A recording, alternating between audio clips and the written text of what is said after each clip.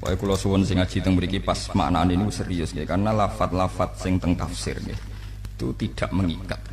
Makanya nanti kula terangkan sitok-sitok. Jadi yang mengikat itu hanya lafaz Quran, hanya lafaz napa?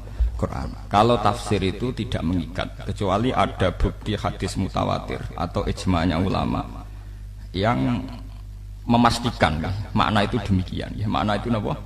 Demikian. Sehingga misalnya kados tadi saya maknani fasajadu ila iblis. Hampir semua ulama itu maknani fasajadu itu sujud tahiyatin, sujud dan khinain.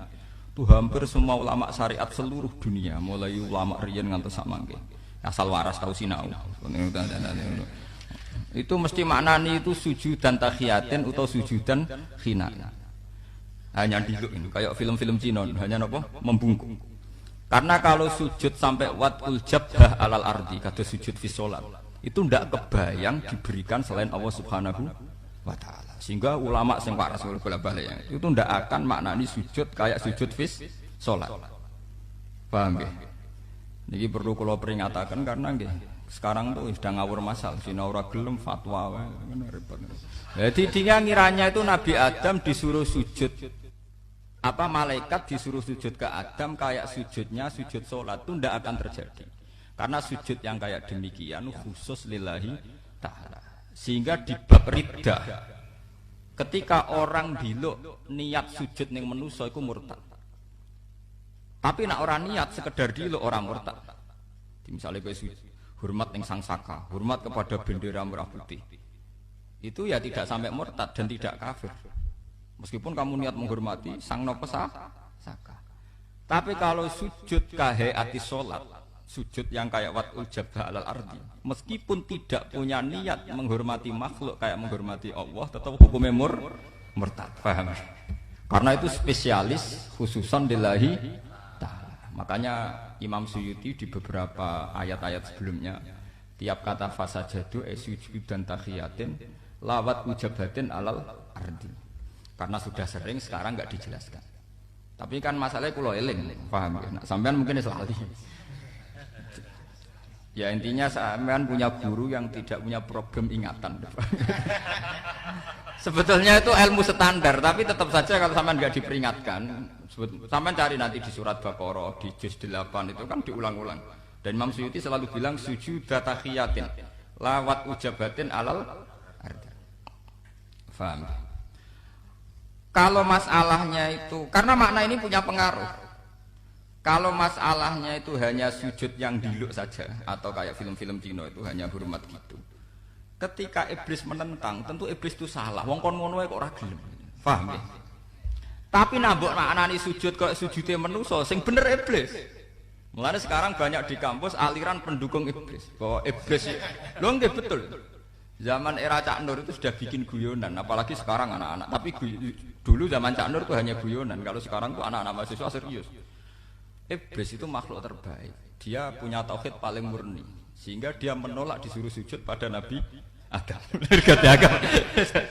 Jadi kalau dimaknani sujud itu wat ujabatin alal ardi, tentu iblis punya prestasi karena dia lebih baik. Paham napa? Lho nggih to. Ojo goblok nemen-nemen to sedung Islam. Terangno nih. Lawa pamit bojo kula nu ngajine Bojonegoro per wulan wis keseringan. Dadi aku kok wis tak niati ke omah penjuk tambahan cuti. Kula kan selama ini cutinya kan mulut Rejab Ramadan. Saya mungkin minta tambahan 2 lagi. Jelas kula pusing karo sampean napa. Saya tetap ciri khas ulama. Ulama ojo geman bukan kumpul wong nemen-nemen. Kula kemarin dina untuk tamu ger mulut itu sering untuk tamu diundang pengajian. Wis ora gelem-gelem aja. Kuwi ngono tamu kaji-kaji yang putih situ Bonto. Ngoten niki niku Gus. Teng masjid jamek ngaten-ngaten kula bilang. Kula menah dados teko mosok jenengan mboten nuruti. Ya padha kula nuruti aja ado mriko. Timbang sampean kecewa ngundang kula teng Rembang wis atok ora. Nek niat nek ngaji teng mriki nek mboten purun ora usah gampang. Kula ora tak gampang urusan dunya. Ngaji niku dunya nggih. Ikhlase tok akhirat, tapi nek ngaji urusan apa? Dunya. Kok enggak sampean ra jelas-jelas pusing. Dadi anggap mawon kula nerangno ilmu sewanteng pangeran. Mboten demi jenengan. Ruwet mana demi jenengan apa? Nggih to, misale kula ikhlas mbek Tuhan di orderno. Kula nu sering untuk order niku, untuk fee, istilah untuk sharing fee. Kata santri kula dadi wong dadi mubalek. Jane jenengan dihak royalti kok ngajine mbek jenengan. Tapi pengen nyukani jenengan potongane kok makmur jenengan. Nah ini bicara ilmu kelas tinggi. Jadi kalau makna dari awal itu salah. Misalnya sampean maknani sujud itu di isjuduli Adam ya. Kalau usjuduli Adam kamu maknani watul jabah alal ardi, tentu iblis ini hebat gitu loh. Karena dia menolak perintah yang tidak masuk akal. Sehingga sekarang di kampus banyak gerakan penggemar iblis.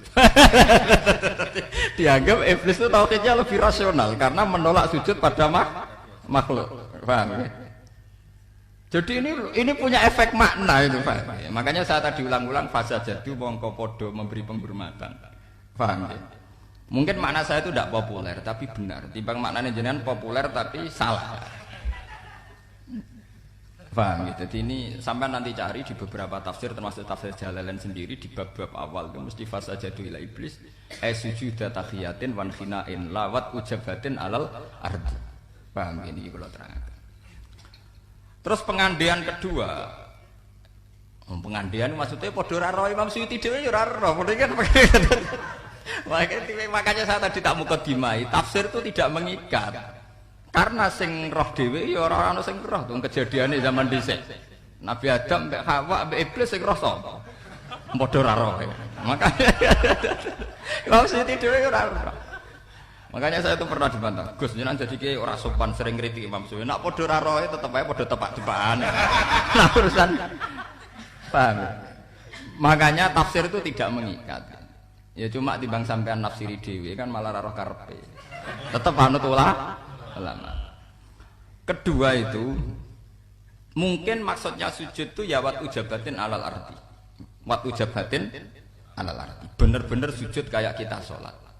Kalau betul pengandiannya demikian, itu pun kalau malaikat melakukan bukan niat sujud pada Adam, tapi sujud li amrillahi ta'ala. Karena kalau niat sujud pada Adam tentu menjadi murtad. Kalaupun bentuk sujudnya itu betul-betul sujud kayak sholat, itu niatnya para malaikat tentu mensujudi perintah Allah, bukan mensujudi Adam sebagai makhluk. Paham ya? Dan itu pasti begitu. Artinya kalau itu terjadi, pola kejadiannya gitu, kronologinya begitu, pasti niatnya malaikat sujud ning perintah Allah, ora sujud kepada Adam sebagai makhluk. Nah, sampai ngono malaikat itu salah niat, berarti ora tau ngaji bab murtad. Paham? Dan harus begitu. Makanya kemarin saya baru dari Jogja kalau cerita. Malaikat itu piye wae ora tau ngaji. Jadi yo repot kadang repot. Malaikat yang paham kersane Allah kan paling Jibril, Mikail, malaikat papan atas niku memang. Tapi malaikat kebanyakan niku ngawur tenan, sebagian nggih ngawur tenan. Mulane sampean dari hadam malaikat yo sebagian yo keliru tenan. Kalau malaikat yang papan atas semuanya layak sunawah ma'amarohum. Tapi kalau malaikat kebanyakan itu ya ada masalah, mereka juga makhluk kayak kita. Mulane mudin wani gerdak, nek takoki malaikat mungkar nakir, ojo kaget ojo ndredeg. Fa innahuma khalqun min khalqillah. Padahal mudine dhewe maca ndredeg. Tapi tetap saja mengajari si mayit pede ngadepi malaikat. Kejare mungkar nakir ya khalqun min khalqillah, ya makhluk kaya kowe. Ndak saya punya beberapa kasus di mana malaikat sendiri itu yang tidak malaikat papan atas itu ya punya logika sebetulnya. Logika atau nafsu atau khayal ya terserah istilahnya. Misalnya ketika Allah ngangkat Adam sebagai khalifah, itu malaikat mensomasi. Ya Allah, kenapa ngangkat Adam sebagai khalifah? Wa nahnu nusabbihu bihamdika nuqaddisulah. Dan mereka protes karena status Adam menurut asumsi malaikat adalah ataj'alu fiha may yufsidu fiha wa yasfikul dima. Dianggap potensi Adam itu merusak bumi. Mergo penggaweane nggih ngoten niku.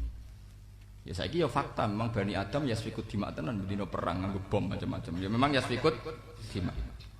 Tapi ternyata cara berpikir Tuhan itu beda dengan malaikat. Jadi malaikat iya Adam ya kurang ajar, Adam lah ya kurang ajar yasfikut dima. Lah kowe iku saleh iku mergo saleh desen, ora saleh mergo saleh.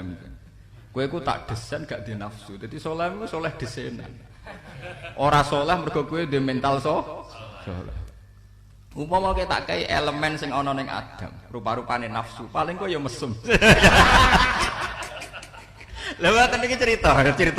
Sampeyan ngandel ya kena, ora ngandel ya goblok kowe. Wong dikandani wong alim sing sering sinau sing ngandel.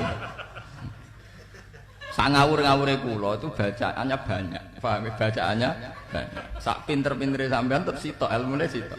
Makna kok guru iku ora pati paham. Wis gak pati paham ditinggal golek dhuwit. Parah ilmune sampean parah. Wong tuwa wis kiai nek fatwa konsultasi.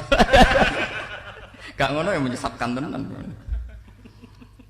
Akhirnya pangeran ngenyek malaikat. Kowe iku saleh ora krana komitmen, pancen tak desain saleh iku kowe ora tak ge elemen sing berupa nafsu. Makanya di cerita-cerita kitab kados karangan Syekh Nawawi Banten ada malaikat sing sok suci. Ini ku sing saiki dadi bintang Zahroh teng kene kitab-kitab. Malaikat itu bilang, "Ya Allah, saya berani menantang tantangan itu. Saya kalaupun jenengan kasih nafsu, tetap eling jenengan, tetap maca tasbih karena ini sudah komitmen saya." Sampai pangeran dikai nafsu. Nafsu mesum, nafsu napa? Mesum salat. Tenan didono ning bumi lala pas orang wedok adus. Walhasil malaikat itu berkosa. Bareng diperkosa ndekne sobat kepengin munggah ning langit ora iso munggah mergo bar mesum. Bar napa? Terus pangeran tanya, "Lah iya, sak nakal-nakale Bani Adam ngerayu barang ke langsung kan." Sak nakal-nakale Bani Adam kadang ngerayu barang. Kowe apa langsung kan. Dadi parah kowe. Cara takake nafsu ku parah kowe. Makanya sirinya umumnya manusia itu menurut ijma'nya ulama masih afdal ketimbang umumnya malaikat. Manusia spesial ya luwih afdal timbang malaikat yang spesial. Tentu sampean kan enggak bisa dibandingkan Jibril karena kamu umumun nas ya bandingannya umumul malaikat. Spesialnya malaikat kayak Jibril ya kene dijago kayak Nabi Muhammad. Lho urutannya kan gitu, masa kita dibandingkan Jibril kan enggak fair. Permainannya enggak fair. Masa Nabi Muhammad dibawa bandingno malaikat sing mesum kan juga ndak napa?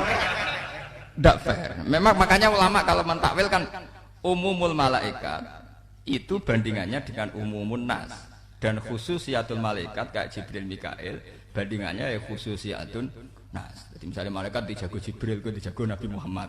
Kono Mikail kene Nabi Ibrahim wis pokoke golek-goleki lah. Kira-kira. Golongane Israfil iku didubek Nabi Musa, Nabi Isa kok. Lah malaikat sing mesum iki bandinganmu.